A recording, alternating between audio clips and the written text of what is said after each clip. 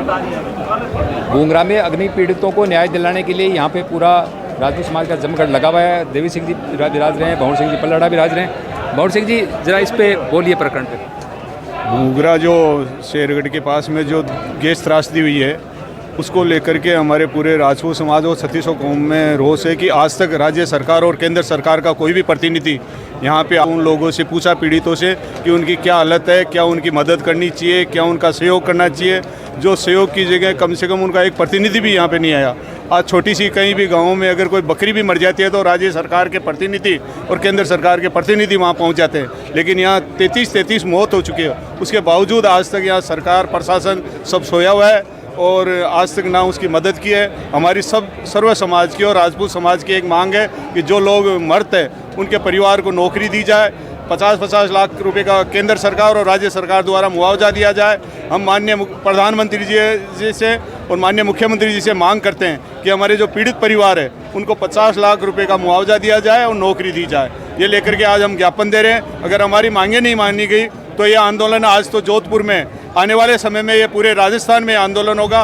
उसका खामियाजा राज्य सरकार और केंद्र सरकार को भोगना पड़ेगा। इसकी जिम्मेवारी केंद्र सरकार और राज्य सरकार की है, क्योंकि आज गैस त्रासदी में कितनी बुरी तरह लोगों की निर्मम मौत हुई है जो देख नहीं सकते आप, और फिर भी सरकार उनकी मदद नहीं कर पा रही है, ना मौके पे आ रही है। इनको मौके पे आके इनकी मदद करनी चाहिए, इनका सहयोग करना चाहिए और जो हमारी मांग है उसकी पूरी करना चाहिए। इसी को लेकर के हम ये आंदोलन कर रहे हैं। अगर भविष्य में अगर हमारी बात नहीं मानी तो बहुत बड़ा आंदोलन होगा। इसकी जिम्मेवारी सरकार की होगी। मैडम, जो केंद्र सरकार ने 2-2 लाख रुपए की सहायता दी है, क्या आप लोगों से संतुष्ट नहीं है? जी, ये जो भूंगरा गैस त्रासदी कांड हुआ, इसमें 2 लाख रुपए मृतकों को देना, ये उनकी मौत का जो जिस तरीके से निर्मम मौत हुई है उसका उपहास उड़ाना है सरकार के द्वारा। ये किसी भी हद तक, किसी भी सीमा में हमें मंजूर नहीं है और मजबूर होकर के इसीलिए आज समाज को सड़कों पर आना पड़ रहा है। मजबूरी में, किसी को शौक नहीं है कि घर में जब मौत होती है और समाज के लोग सड़कों पे आए। ये हमारा कतई ऐसा चरित्र नहीं है, लेकिन जब सरकार संवेदनहीन हो गई है, प्रशासन संवेदनहीन हो गया है और उनमें एक जड़ता, शून्यता आ गई है, उस कारण आज समाज मजबूर होकर के सड़कों पर बैठा है। सरकार को सम्मानजनक मुआवजा राशि और मृतक आश्रितों को नौकरी की बात आकर के तुरंत प्रभाव से करनी चाहिए। बड़ी शर्मनाक स्थिति है कि लोगों को इस बात के लिए धरना देना पड़ रहा है। सरकार, चाहे वो केंद्र की हो चाहे वो राज्य की सरकार हो, इनको तय कर देना चाहिए कि इस तरीके की जो आकस्मिक घटनाएं हैं इसमें हमारा ये मुआवजा राशि होगी और ये नौकरी होगी। अन्यथा इस पर तुरंत प्रभाव से निर्णय नहीं लिया तो आने वाले समय में कल से पूरे राजस्थान में उग्र आंदोलन होगा। इसके लिए सरकारें स्वयं जिम्मेदार होगी, पुलिस प्रशासन स्वयं जिम्मेदार होगा। प्रशासन की अकर्मण्यता को देखिए कि आज तक उस घटना पर FIR लॉन्च नहीं हुई है। पुलिस प्रशासन, जिला प्रशासन वहां पर पहुँच कर नहीं, देखने नहीं गया। कोई भी घटना हो, एक नियम होता है, एक सिस्टम होता है कि जाकर के उस घटना स्थल का मौका मुआयना किया जाता है, लेकिन जोधपुर का प्रशासन कुंभकर्णी नींद में सोया रहा। उसने वहां जाना अपनी जिम्मेदारी नहीं समझी। ये बहुत बड़ी एक दुखद पहलू है इस घटना का। इस पर सरकार को मनन करना चाहिए, चिंतन करना चाहिए कि इस तरीके से अगर प्रशासन संवेदनहीन रहता है, वो जड़ता में रहता है, वो शून्य में रहता है, तो कैसा लोकतंत्र है, कैसी सरकार की व्यवस्था है। इस पर सरकार को सुनना पड़ेगा। सरकार के जो काम करने का तरीका है उसके ऊपर ये क्वेश्चन मार्क है और ये आने वाले समय में सरकारों को चेत जाए, अन्यथा जनता सड़कों पर आएगी और इसके लिए जिम्मेदार सरकार रहेगी। राजपूताना संघ के भवन सिंह जी रेटा भी यहाँ पर उपस्थित हैं। रेटा साहब नहीं ऊपर रेटा साहब, आप कई दिनों से यहाँ दिखाई दे रहे हैं धरना स्थल के ऊपर, तो सरकार की संवेदनहीनता पर क्या कहेंगे? देखिए, ये हम आज चौथा दिन है यहाँ हम बैठे हैं, दिन रात आज सब पूरा समाज आया है। ये स्थिति आने की मजबूर क्यों हुई?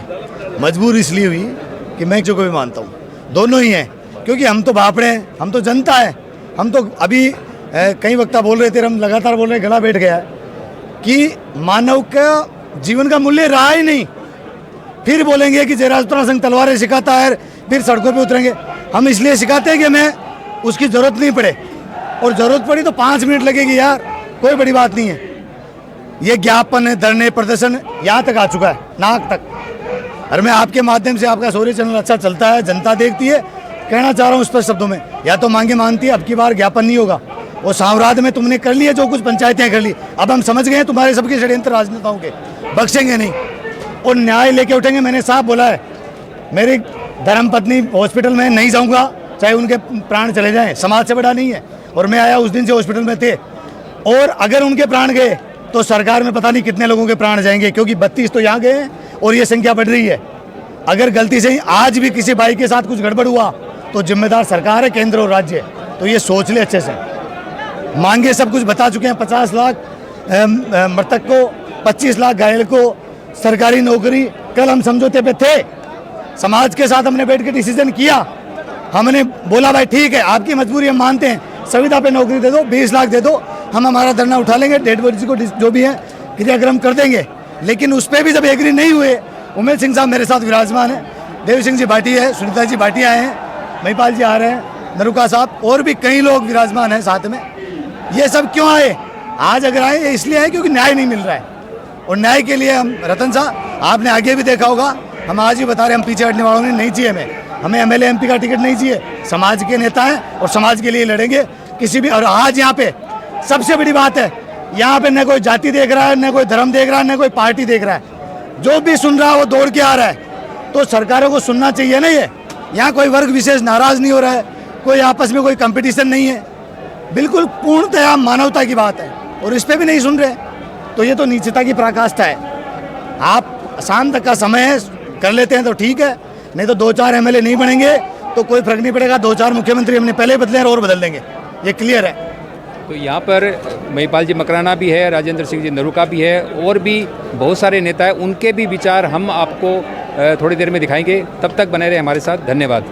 ले एक बार बंद कर।